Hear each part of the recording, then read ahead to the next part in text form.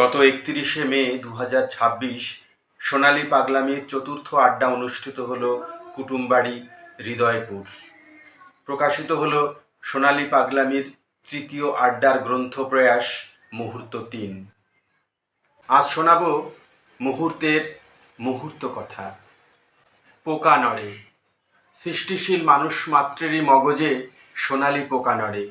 লেখা হয় কাব্য কাহিনী, আঁকা হয় ছবি, মুক্তগদ্য, আরও কত কী। শিল্প সৃষ্টিতেই রসিক মানুষ আত্মাভীষ্ট মতে বাঁচতে পারে, বাঁচতে চায়। কিন্তু যখন খরা চলে, আঁকা কিংবা লেখা কোনোটাই হয়ে ওঠে না। এমন ঘনঘোর দুঃসহ আধারে সৃষ্টিশীল মানুষের কি কষ্টেই না দিন কাটে। তার উপরে রয়েছে সম্পর্কের টানাপোড়েন। যখন আমাদের জড়িয়ে জাপটে থাকার সময় বিপন্ন সম্পর্কগুলো নিয়ে দিন দিন আমরা উদাসীন বেঁচে থাকি। এই দ্বিবিধ সংকট থেকে মুক্তির সামান্যতম উপায় হিসেবে সোনালী পাগলামির উদ্ভাবনা।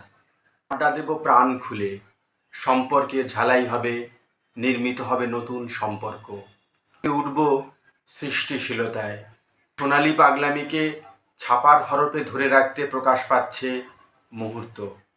আগ্রহী বন্ধুরা পাগল হলে কিংবা পাগলামের ইচ্ছা জাগ্রত বা উদগ্র হলে নিশ্চয়ই যোগাযোগ করবেন। এই অপেক্ষাতেই আগামী মুহূর্তের দিন গোনা। নমস্কার।